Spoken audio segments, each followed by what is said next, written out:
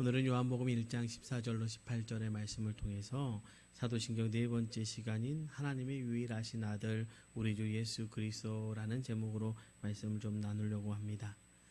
오늘 말씀은 사도신경이 12개의 나는 믿는다라는 고백 가운데 두 번째 고백에 해당이 됩니다.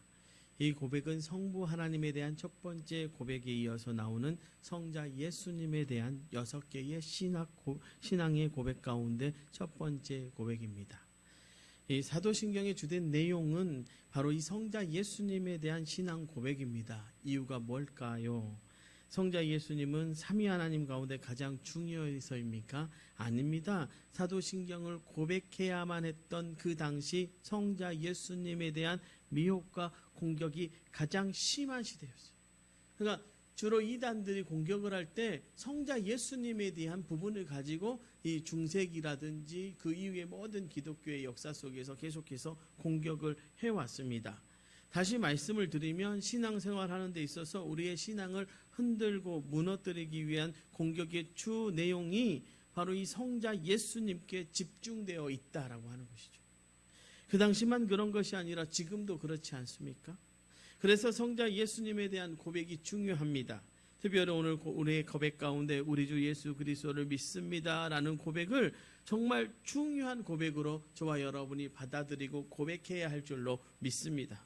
왜 그렇습니까? 그것은 우리가 구원받기 위해 반드시 해야 할 절대적인 신앙 고백이기 때문에.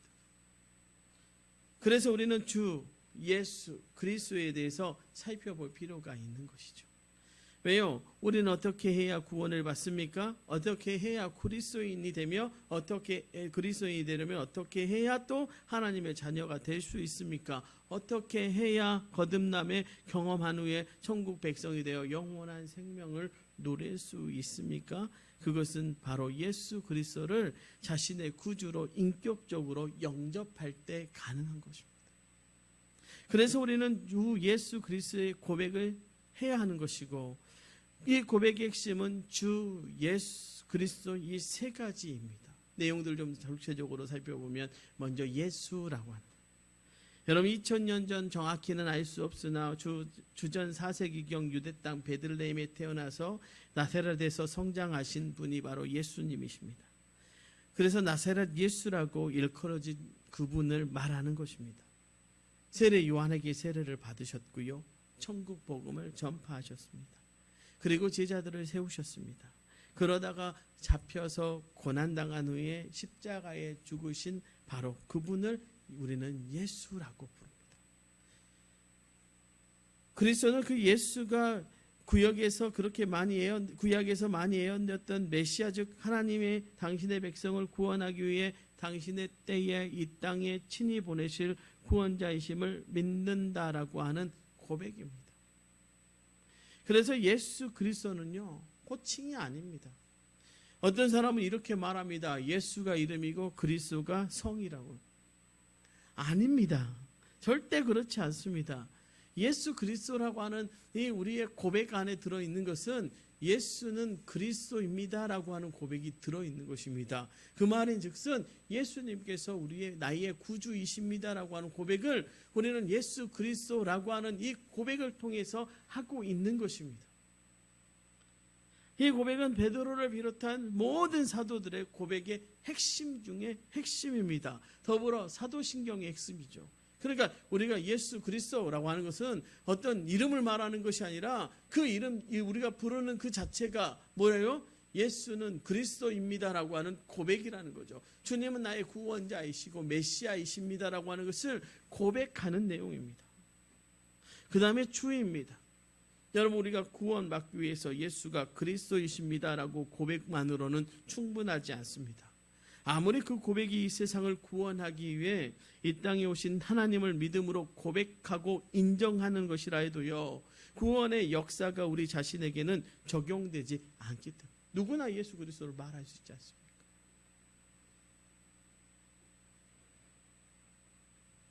그 구원의 역사와 은혜가 적용되어 되기 위해서는요 예수 그리스도가 나의 주님이시라고 고백해야 큐리오스 여러분 다른 것으로는 안 됩니다. 오직 이 한 가지 주님이셔야 합니다. 그래야 인간을 구원하기 위해 이 땅에 오신 예수 그리스도의 은혜가 우리를 구원할 수 있다. 나의 주인으로서 그를 받아들여야 합니다. 나의 주인으로서 고백해야 합니다.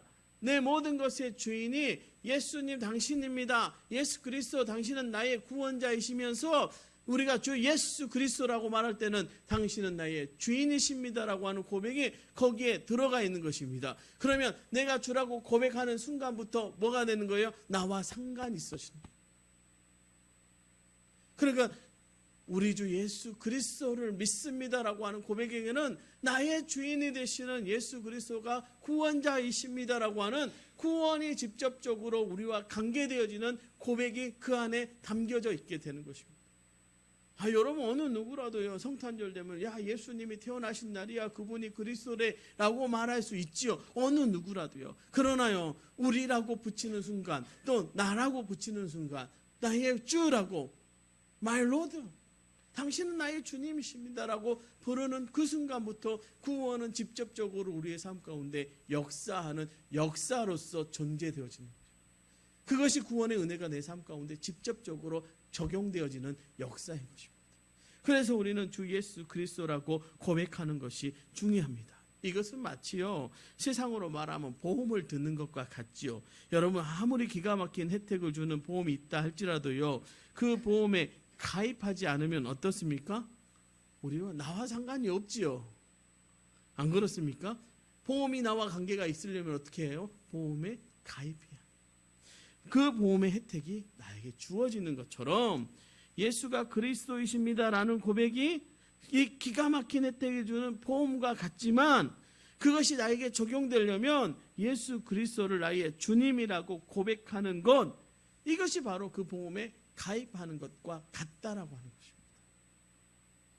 그러니까 우리 주 예수 그리스도를 믿습니다라고 하는 이 고백 이것은 그 우리 주라고 말하는 그 순간부터 나는 구원받은 그 구원의 보험에 가입하고 그 구원의 혜택이 나에게 주어지는 역사가 일어나게 된다라고 하는 것입니다. 우리 주 예수 그리스도를 믿습니다라고 하는 고백은 성자 예수님에 대한 기본적인 고백이면서 동시에 사도신경 전체의 핵심 가운데 핵심입니다. 이것은 우리가 이 세상을 살아가는 동안에 반드시 해야 할 고백입니다. 여러분 아무리 열심히 살아도요 삶에 이 고백이 없다면 그의 삶은 결국 사망과 지옥으로 끝나고 마는 실패와 허무일 뿐입니다. 이 고백의 유무에 따라 그의 구원이 결정되기 때문에 그렇습니다. 여러분 우리의 고백이 어떤 것에 따라 결정돼요? 우리가 우리 주 예수 그리스도를 믿습니다. 이 고백을 하느냐 하지 않느냐에 따라서 결정된다는 것이죠. 여러분 우리가 세상에서 돈이 많고 세상에서 힘이 있고 권력이 있고 명예가 있어도요 내 예수 그리스도가 나의 구주로 나의 주님으로 받아들이지 않으면 우리에겐 천국이 없는 것이죠. 우리에게는 미래의 소망이 없는 것이죠. 우리는 살 소망이 없는 죽은 소망을 가지고 살아가는 존재밖에 될 수밖에 없다는 것입니다. 그러기에 우리는 사도신경을 고백하면서 이 고백을 새삼스럽게 다시 고백하는 것은 너무나도 중요하다. 혹시 고백을 안 했을까 봐 불안해서 하긴 하는 게 아니라 그렇게 고백한 자로서 그 은혜의 구원의 은혜를 누리기 위해서임을 기억하는 저와 여러분 되시기를 주님의 이름으로 축원합니다. 내가 고백 안 했나 이게 아니라 날마다 구원의 은혜를 누리기 위해서 우리는 이 고백을 하는 겁니다. 또한 오늘 말씀 가운데 살펴볼 것은 그가 누구예요? 하나님의 유일하신 아들이라는 것. 사도신경은 성자 예수님에 대한 기본적이고 핵심적인 고백을 하면서 한 가지 사실을 우리에게 먼저 말하고 있습니다. 그것은 바로 그분이 유일하신 아들, 그의 유일하신 아들이라는 것입니다. 개정되기 이전에는 그 외아들이라고 번역했고요. 우리가 익숙하게 표현한 것은 독생자입니다. 먼저 분명히 알아야 할 것은 이 독생자라는 표현은요 비유라는 것입니다. 실제 성부 하나님이 아버지이고 성자 예수님이 아들인 것이 아니라 삼위 하나님의 신성과 그 역사심에 대해 우리가 부분적이지만 이해할 수 있도록 성경에서 사용한 비유인 것입니다. 그러니까 여러분 삼위일체라고 하는 말 자체가요 비유적인 말입니다. 그 하나님이 세 분 하나님이라는 것이 아니라 삼위, 하나님은 한 분이신데 삼위라고 하는 것은요 세 분이 각각 다른 일을 하고 계셔서 우리가 그 역할 때문에 그렇게 표현하고 있는 것이고요. 그 역할을 우리의 표현으로 조금 더 편안하게 이해하게 하기 위해서 성자 하나님, 성부 예수님, 성령 보혜사 성령이라고 이렇게 삼위로 나누어진 거지. 원래 한 분 하나님은 한 분 하나님이시라는 것을 우리는 기억하면서 좀 볼 필요가 있다라고 하는 것이죠. 그럼에도 불구하고 독생자라고 하는 표현은 매우 중요한 표현입니다. 예전에 한 신앙 간증 잡지에 한 어느 남자 집사님의 자기 아버지를 전도한 글을 읽어본 적이 있습니다. 말씀 준비하면서 좀 생각이 났어요. 내용은 이렇습니다. 저는 시골에서 태어나 성장한 후에 대학에 지나가며 서울로 오게 되었습니다. 대학에 와서 예수님을 믿게 되었습니다. 그렇다고 대단한 열심이 있었던 것은 아닌데 믿음이 좋은 아내를 만나면서 신앙이 더욱 깊어졌고 또 제자 훈련을 하는 교회에 다니면서 정말 헌신적인 그리스도인이 되었습니다. 그리고 저의 기도 제목은 고향에 계신 부모님을 전도하는 것입니다. 특히 유교적인 전통에 깊이 빠져있는 아버지를 전도하는 것이 절실합니다. 그런데 솔직히 가능성이 없다는 생각이 절로 드는 상황들이 너무나도 많았습니다. 그렇지만 말씀을 배운 대로 기도하면서 끊임없이 전도한 결과 드디어 부모님께서 예수님을 믿게 되었습니다. 완강하게 거부하고 끈질기게 버티시던 아버지도 아들과 며느리와 손주들의 지속적인 기도와 전도로 결국 무너져 어느 날 믿겠다고 하시고는 집 근처의 교회에 출석하신 것입니다. 너무나도 감사하고 꿈만 같았던 어느 날 시골집에 방문하게 되었던 일입니다. 그런데 아버지의 신앙 상담에 제가 빵 하고 웃음을 터뜨리고 말았습니다. 아마 그때가 명절이었던 것 같아요. 온 가족이 모여서 함께 제사 드리고 아닌 예배를 드리고 식사를 하는데 이제 이 집사님의 이야기가 이겁니다. 그동안 모든 명절에 제가 기도하다가 이번에는 아버지께 제가 기도 부탁을 드렸습니다. 그것이 성경적이에요 하면서 아버지 좀 기도해 주세요 했더니 처음에는 못한다고 하던 분이 성경적이라는 말에 결국 허락하시고는 많이 고민하면서 나름 준비하시는 것입니다. 그런데 아버지께서 저를 조용히 부르시던 그러면서 내가 한 가지 내게 물어볼 것이 있다.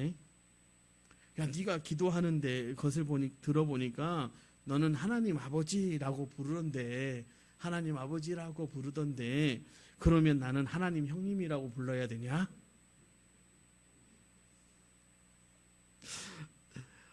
가능한 이야기 아닙니까? 사실 이 집사님의 아버지가 농담으로 그렇게 하신 게 아니라 그분이 워낙 유교적인 사고에 강하다 보니까 족보와 촌수에 밝으셔서 정말 고민스럽게 물어보신 질문이었다. 그때 집사님은 이 아버지의 신앙이 너무 귀하고 순수해서 눈물이 날 만큼 감사했다라고 글을 본 적이 있습니다. 여러분 우리가 성자 예수님을 그의 유일하신 아들 즉 독생자라고 하는 것은 비유일 뿐이죠. 우리가 하나님 아버지라고 부르는 것이 그런 의미 아닙니까? 조금 더 하나님을 우리에게 친근하게 우리와 가깝게 우리와 관계 있는 분으로 부르기 위해서 우리는 하나님을 아버지라고 부르는 것처럼 그의 유일하신 아들 독생자라고 부르는 것은 비유일 뿐입니다. 그러나 이것은 단지 이해를 돕기 위해서 사용된 비유가 아니라 우리가 올바른 신앙생활을 하도록 돕기 위해서 구체적으로 제시된 너무나도 중요한 비유입니다. 실제로 이 땅에 인간의 몸을 입고 온 하나님이신 예수 그리스도에 대해 하늘의 하나님은요 뭐라고 말씀하셨습니까? 이는 내 사랑하는 아들이요 내 기뻐하는 자라라고 말씀하셨습니다. 그리고 예수님은 하늘의 하나님을 아버지라고 부르시며 기도하고 예배하고 순종하는 모습을 저와 여러분에게 보여주셨습니다. 그러니 이는 단지 설명을 위한 비유가 아니라 실제적인 진리를 나타내고 실행하기 위해 한 비유이란 것이죠. 그래서 우리는 우리 주 예수 그리스도를 믿는다고 고백하면서 그의 유일하신 아들이라는 비유를 신앙 고백으로 함께 드리는 것입니다. 제가 앞서 강조해서 말씀드렸지만 우리가 여기서 분명히 알아야 할 것은 이것은 절에도 성자 예수님을 영화롭게 하고 높이기 위해 드리는 신앙 고백은 아니라는 것입니다. 예수님은 놀랍게도 하나님의 유일한 아들이셔. 정말 대단해. 누구도 침범할 수 없는 위치에 계신 거잖아. 라고 이런 생각을 하는 것은 잘못된 것입니다. 예수님은 우리가 높이고 인정해 드려야만 영광을 받고 만족해야 하는 분이 아니십니다. 홀로 영광 받으실 수 있는 분이시 예수 그리스도이시죠. 여러분, 내가 오늘부터 내가 예수님을 높여 드릴 거야. 내가 하나님 예수님의 영광으로 위해 살 거야 한다고 예수님이 우리 삶 가운데서 높여지는 게 아니라 예수님 자체로 이미 영광 받으신 분이라는 거죠. 그분이 하나님이시기 때문에요. 다만 우리가 신앙 고백을 하면서 그의 유일하신 아들이라고 선포해야 하는 중요한 이유가 이 메시지 안에, 그 안에 메시지가 담겨져 있습니다. 성경에 기록된 독생자에 대한 말씀에는 여러 가지 영적인 의미가 담겨 있는데 오늘은 가장 중요한 두 가지만 말씀을 좀 드리려고 합니다. 먼저요, 말씀이 육신이 되신 분이라는 의미가 그 안에 담겨져 있습니다. 오늘 본문 14절에요. 말씀이 육신이 되어 우리 가운데 거하심에 우리가 그의 영광을 보니 아버지의 독생자의 영광이요 은혜와 진리가 충만하더라. 여러분, 예수님은 말씀이 육신이 되어 우리 가운데 거하는 유일한 분입니다. 즉 인간은 하나님께 나아갈 수 없기 때문에, 그래서 구원받을 수 없기 때문에 하나님이 인간의 몸을 입고 우리의 시간과 우리의 공간 속으로 친히 들어오셨습니다. 이것은 역사상 딱 한 번 일어난 일입니다. 이것을 강조한 말씀이 오늘 본문 18절 말씀인데 이렇게 말합니다. 본래 하나님을 본 사람은 없으되 아버지 품속에 있는 독생하신 하나님의 나타내셨느니라 라고 고백합니다. 그러면 말씀은 왜 하나님이 우리 이 육신을 입고 우리 가운데 오셨다는 것을 말하면서 계속 독생자 즉 유일하신 아들임을 강조하는 것일까요? 그것은 바로 속이고 미혹하는 자들, 하나님은 육신으로 오시지 않았다고 미혹하는 자들을 비롯해서 하나님이 아닌데 하나님인 것처럼 속이면서 여기저기서 자신이 예수라고 미혹하는 악한 것들 때문에 그렇습니다. 여러분, 교회사를 보면 이단의 가장 많은 유형이 바로 성자 예수님을 사칭하고 왜곡하는 것입니다. 오죽하면 예수님께서 직접 이에 대해서 우리에게 말씀하고 경고하지 않으셨겠습니까? 마태복음 24장 23절 24절의 말씀입니다. 그때에 사람이 너희에게 말하되 보라 그리스도가 여기 있다 혹은 저기 있다 하여도 믿지 말라. 거짓 그리스도들과 거짓 선지자들이 일어나 큰 표적과 기사를 보여 할 수만 있으면 택하신 자들도 미혹하리라. 여러분, 우리나라 예수님이 몇 명 정도 존재하신 줄 아십니까? 제가 알기로 30명이 넘습니다. 우리나라 예수가 30명이 넘는다니까요. 자기가 다 예수래요. 아니거든요. 말씀이 육신이 되어서 우리 가운데 나타난 사건은 딱 말씀에 한 번 기록되어져 있음을 저와 여러분이 기억해야 할 줄로 믿습니다. 그리고 우리는 그것을 날마다 고백하는 것입니다. 지금도 마찬가지죠. 수많은 이단들이 예수님을 산칭합니다. 우리가 잘 아는 이단들이 다 여기에 해당합니다. 이것이 문제가 되는 것은 그것들이 진짜 성자 예수님을 사칭한 가짜, 즉 사입이었어도 그렇지만 그렇게 해서 신앙인들의 영혼을 노략질하고 노략질하는 악한 것들이기 때문에, 그러니까 우리의 영혼을 파먹어요. 우리의 영을 노략질해 가요. 그리고 넘어뜨려요. 그러니까 진품이냐 아니냐의 문제보다 생명을 노략질하는 그것이 더 심각한 문제예요. 여러분, 우리가 이단에 빠지지 않아야 되는 것은 우리의 생명이 빼앗기기 때문에 그렇습니다. 여러분, 우리에게 생명을 주신 분은 예수 그리스도 단 한 분뿐이 없음을 기억해요. 그분이 말씀이 육신되어서 우리 가운데 와서 우리의 모든 죄짐을 지신 분은 그분 한 분뿐이 없습니다. 2000년 전 우리의 죄를 다 지시고 십자가를 지시고, 여러분, 지금 예수들은요 우리 등골 빼먹잖아요. 여러분, 신천지에 빠진 사람들이요 가면 돈 준대요. 그래서 막 좋아서 가거든요. 그런데 나중에 가면 어떻게 돼요? 자기 재산 다 갖다 바치고 있어요. 여러분, 우리 예수님 그러신 분입니까? 아니요. 우리 예수님은 온전히 우리의 생명을 구원하기 위해서 그 몸을 완전히 우리에게 주셨죠. 그러니 우리의 말씀이 육신이 되어 우리 가운데 오는 것을 거부하지 않고 오셨다라고 하는 것입니다. 그 예수님을 믿는 것이 우리에게 은혜인 것입니다. 그러기에 사도신경에서 그의 유일하신 아들을 믿음으로 고백하는 것은 정말 중요합니다. 그 약한 것들이 감히 찝쩍거리나 간을 볼 수 없도록 신앙을 고백할 때마다 아주 분명하게 고백하십시오. 나는 그의 유일하신 아들 우리 주 예수 그리스도를 믿습니다라고 고백해야 하는 것입니다. 두 번째로 유일하신 아들이라는 고백에는요, 우리를 사랑하시는 분이시라는 의미가 담겨져 있습니다. 사랑한다는 거예요. 여러분 요한복음 3장 16절 우리가 너무나 잘 알지 않습니까? 하나님이 세상을 이처럼 사랑하사 독생자를 주셨으니 이는 그를 믿는 자마다 멸망치 않고 영생을 얻게 하려 하심이라. 여기 독생자라는 단어에는 우리를 향한 하나님의 사랑이 그대로 들어 있습니다. 하나님은 우리를 구원하기 위하여 십자가에 당신의 외아들, 아니 당신 자신을 매달으셨던 것입니다. 그리고 생명을 버리셨습니다. 여러분 독생자라는 말로 바로 그 가늠할 수 없는 사랑을 나타내고 있는 것입니다.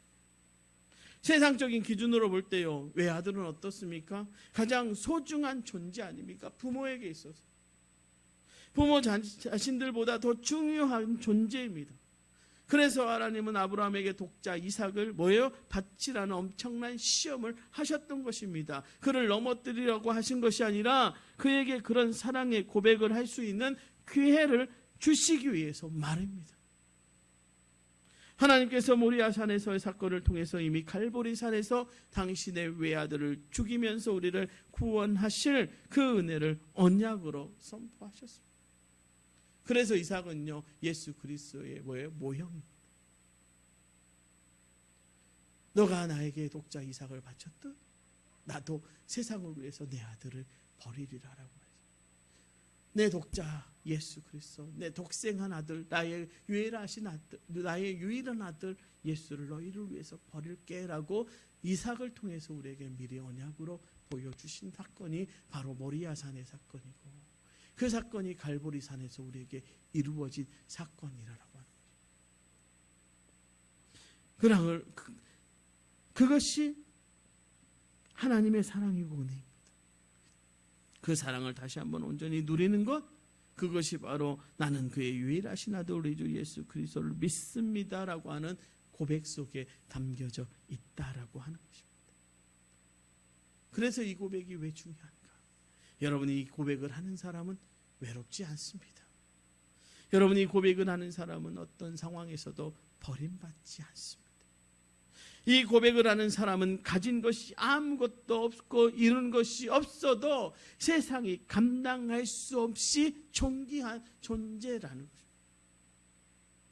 이 고백을 하는 사람은 그래서 반드시 행복해야 합니다. 이것이 그의 유일하신 아들 독생자에 담긴 비밀입니다. 묻습니다. 여러분 외로우십니까? 여러분 버림받았습니까? 여러분 세상에서 아무것도 이룬 것도 없고 아무것도 가진 것이 없습니까? 마지막으로 묻습니다. 여러분은 불행합니까? 그런데 이 제 질문 앞에요, 여러분은 아니요라고 대답해야 돼요. 여러분 예수 때문에 외로울 수 없습니다. 예수님은 이 세상에 외로운 여러분을 위해서 그 십자가의 죽음을 마다하지 않으시고 내가 너와 함께한다라고 말씀해 주셨기 때문이고, 여러분은 결코 버림받지 않았습니다. 그래서 하나님은 예수를 버려 여러분을 사셨거든요. 너 내 거라라고 말씀하고 계신다는 거예요. 왜 여러분 아무것도 잃은 것이 없는 거, 아무것도 가진 것이 없는 것처럼 보입니까? 여러분 이 세상에서 가장 소중한 생명을 얻었죠. 그리고 그 생명 대신 예수를 여러분이 얻었음을 잊지 마십시오. 그러니 행복해야 합니다. 제가 말씀드리죠. 나이가 차서 행복한 것을 얼굴로 증명하며 살아가는 것이 아니라, 믿는 사람은, 세상 사람들은요 나이가 들수록 얼굴에 책임지라고 말하지만요, 아니요, 믿는 사람은 예수 그리스도를 고백하는 그 순간부터 얼굴을 책임져야 할 줄로 믿습니다. 여러분이 행복해야 전도가 되죠. 여러분이 외롭지 않아야 전도가 되죠. 여러분이 외롭지 않으니 누군가를 채워줄 수 있는 것 아닙니까? 여러분이 결코 이 땅에서 버림받지 않았으니 누군가를 손을 잡아줄 수 있는 마음의 여유가 생기는 것이죠. 여러분이 얻는 것 없지만, 여러분 가진 것 없지만, 여러분 예수라는 이름을 누구에게나 줄 수 있지 않습니까? 그 사랑의 이름, 그 구원의 이름, 그 생명의 이름, 그 진리의 이름을 여러분이 가지고 살아가는 존재입니다. 베드로가 말하잖아요. 나에게 은과 금은 없거니와 내게 있는 것으로 내게 주노니 나사렛 예수 그리스도의 이름으로 일어나 걸어라. 다른 건 말했습니까? 예수 그리스도. 베드로는 예수 그리스도, 그가 안 하면 된다라고 말하면서 그 손을 잡고 이렇게 일어나시지 않습니까? 그러니 우리는 행복한 존재죠. 영원히 죽을 수밖에 없는 저와 여러분을 위해서 죽어준 분이 있다. 여러분 얼마나 행복합니까? 여러분 누군가를 위해서 죽을 수 있습니까? 그러나 우리 주님은 우리를 위해서 죽으셨어요. 그러니 우리는 행복한 존재. 여러분이 단순한 믿음 고백이요. 세상에 복잡하고 교활하고 어려운 것들을 이기면서 천국으로 가게 하는 영적인 능력이고 무기고 방법이라고 한다면 우리는 지금 가장 강력한 고백을 나누고 있는 공동체인 것입니다. 여러분이 이 세상을 이기는 가장 큰 무기, 가장 강력한 무기인 예수 그리스도를 고백하는 그 고백을 하고 있는 귀한 존재라고 하는 것입니다. 사랑하는 성도 여러분, 나는 그의 유일하신 아들 우리 주 예수 그리스도를 믿습니다라는 이 고백을 끝까지 흔들리지 말고 힘있게 선포하며 나아가십시다. 이 한 주간 그 고백에 사로잡혀 여러분의 삶 가운데서 예수 그리스도의 그 복음의 능력이 나타나기를 주님의 이름으로 축원합니다. 기도하겠습니다.